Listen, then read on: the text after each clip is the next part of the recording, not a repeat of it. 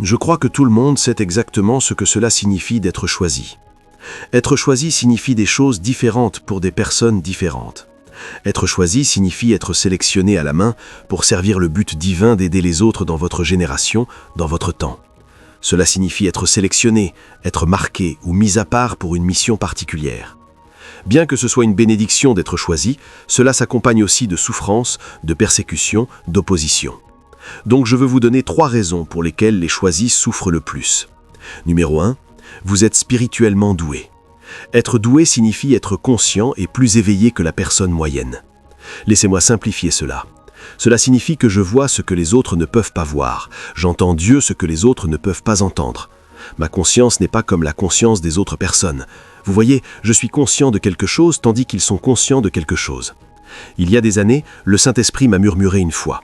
Il m'a dit « Être conscient du péché cause plus de dommages que le péché lui-même. Par conséquent, sois conscient de la justice que tu as reçue en Dieu par Jésus-Christ. » C'était dans cette saison que j'ai compris que le Nouveau Testament n'est pas l'Ancien Testament.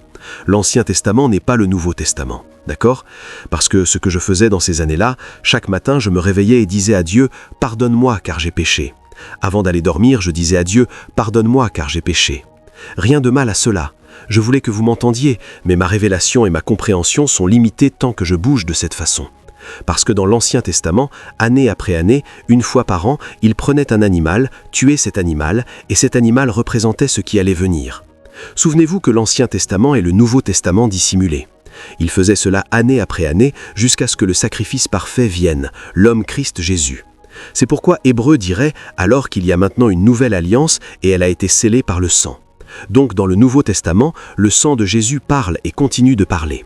Donc il y a Christ dans l'image, et parce que Christ est mort et que j'ai dit oui à Christ, Dieu ne me voit pas, mais voit Christ et son sang continue de parler. Par conséquent, il n'y a pas de condamnation. Donc la raison pour laquelle je priais ce genre de prière chaque nuit et chaque matin est parce que j'étais conscient du péché. J'avais abandonné le don de Dieu qui se trouve être quoi ? La justice. Donc au lieu d'être conscient de cela, j'étais conscient du contraire. Savez-vous qu'il y a des chrétiens qui sont conscients de ce que nous appelons des esprits démoniaques qui sont autour d'eux, les affligeant, les tourmentant, plus que des anges qui sont censés les servir ? Ils en savent plus sur ce qui pourrait mal tomber pendant qu'ils dorment que sur ce qui pourrait bien se passer pendant qu'ils dorment. Donc c'est une question ou un problème de conscience. Donc être spirituellement doué signifie que vous êtes conscient de quelque chose dont les autres ne sont pas conscients. Et c'est comme cela que Satan attaque les personnes choisies. Et c'est là qu'il obtient l'audace, parce que le moment où vous êtes conscient de ceux dont les autres ne sont pas conscients, vous dites en fait à lui sans même le dire « je suis mis à part ». Et c'est là que se trouve le mystère. Tant que vous n'êtes pas conscient de cela, personne ne vous dérangera. Aucun esprit ne vous dérangera. Aucun diable ne vous dérangera. Même les gens autour de vous ne vous dérangeront pas. Écoutez, tant qu'ils parlent, les gens sauront qu'ils parlent, parce que vous n'avez pas encore irrité les esprits. Mais le moment où vous êtes conscient de cela, cela signifie que vous avez téléchargé des plans dans l'esprit, vous pourriez ne pas savoir comment y réaliser, mais vous êtes en route. C'est ce que signifie être conscient. C'est pourquoi les enfants d'Israël ont dû passer plus de 40 ans dans le désert, un voyage qui n'était pas censé prendre même 40 jours, mais qui leur a pris 40 ans à cause de leur mémoire. Donc ils étaient conscients de quelque chose, et à cause de cela, Dieu savait que ceci est la destruction leur arrivera. Pas parce que je ne suis pas capable de les emmener là, je ne vais pas être capable de les emmener à la terre promise. Je vais le faire, mais ils sont conscients de quelque chose. Donc j'ai besoin de défaire cela. C'est pourquoi c'était la génération de Josué qui est entrée dans la terre promise, pas la génération de Moïse. Quand je dis la génération de Moïse, je veux dire les gens que Moïse a délivrés. Ils sont morts la plupart dans le désert, mais c'était la nouvelle génération qui était maintenant consciente de quelque chose que Dieu les a ensuite emmenés à la terre promise parce que la Bible dit de peur qu'ils voient la guerre et qu'ils rebroussent chemin. Donc être spirituellement doué signifie que je suis plus conscient, je suis plus éveillé, je suis plus conscient de choses dont les autres ne sont pas conscients. Le moment où vous êtes conscient, l'enfer se déchaînera. C'est pourquoi les personnes choisies luttent le plus parce qu'elles sont conscientes de quelque chose. Regardez Joseph par exemple. Avant que Joseph ait un rêve, ses frères l'aimaient. Comme son père l'aimait, ses frères l'aimaient. Pourquoi ? Parce que nous n'avons jamais lu quoi que ce soit de négatif venant d'eux vers Joseph. Non, personne n'avait de problème avec lui, pasteur. Personne ne l'a attaqué, personne ne s'est opposé à lui. Vous serez surpris d'entendre que personne ne l'a dérangé. Mais ce n'est que lorsque Dieu lui a révélé qui il était ou qui il était destiné à être que toutes ces attaques ont commencé dans sa vie. Parce que quand il s'est réveillé, il a dit « Attendez une minute, j'ai fait un rêve ». Il ne savait que la première fois, ça ressemblait à un rêve ordinaire, mais la deuxième fois maintenant, il était conscient de quelque chose, et eux aussi étaient conscients de quelque chose. Je le sais parce que ce qu'ils disent après me dit qu'ils voyaient déjà quelque chose en Joseph, parce qu'ils lui disent avec la mère et le père, « Nous dis-tu que nous nous inclinerons un jour devant toi ?» Eh bien, il ne l'a pas dit. Il leur a raconté son rêve. C'est à travers cela que le frère a dit qu'il mérite de mourir. Numéro 2, leur percée dans la vie n'est pas juste leur percée, mais leur percée est la percée des autres. Votre victoire est attachée à beaucoup de gens qui gagnent. Donc, qu'est-ce qui se passe alors ? L'ennemi essaiera de vous arrêter pour qu'il puisse arrêter les autres. Et il ne va pas utiliser la même force pour combattre les autres. Il va déployer ce qu'il a, et alors ce qu'il a viendra contre vous. Parce que si vous gagnez, quelqu'un va gagner. Donc il ne peut pas combattre quiconque va gagner parce que vous avez gagné. Il va vous combattre pour qu'il ne gagne jamais. Parce que tant que vous ne gagnez pas, ils ne gagneront jamais. Quand vous lisez la Bible, vous réalisez qu'il y a une femme, dans le livre de 1 Samuel, appelée Anna. Anna, selon la Bible, elle a un mari appelé Elkana. Anna ne peut pas concevoir. Elle est stérile. Son utérus était fermé. Maintenant, le mari Elkana s'est pris une autre femme, nommée Pénina. Elle est arrivée et elle a commencé à donner naissance, parce que la Bible dit « Et Pénina avait beaucoup d'enfants ». Mais celle-ci, Anna, n'avait aucun enfant. Mais si vous étudiez alors, vous réalisez que celle qui était proche de Dieu ou plus proche du Seigneur était celle qui n'avait pas d'enfant, parce que la Bible nous dit alors qu'elle était une femme de prière. Année après année, elle allait à Silo. Nous connaissons l'histoire. Mais celle-ci, nous n'entendons rien sur sa vie de prière, mais tout bouge. Je ne pense pas que Pénina ait prié pour des enfants. Je ne sais pas, mais la Bible ne l'enregistre pas.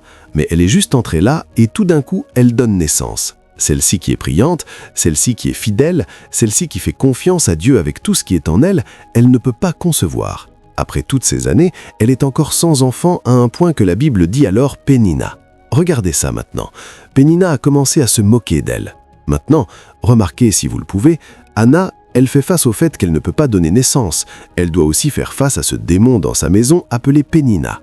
Je ne pense pas que cette moquerie était une petite moquerie, parce que même le mari a fini par lui promettre ou lui donner double portion, double de tout pour qu'au moins il puisse compenser ce que Pénina était occupée à faire. Mais maintenant, quand vous étudiez Anna à la fin, vous réalisez qu'elle était choisie.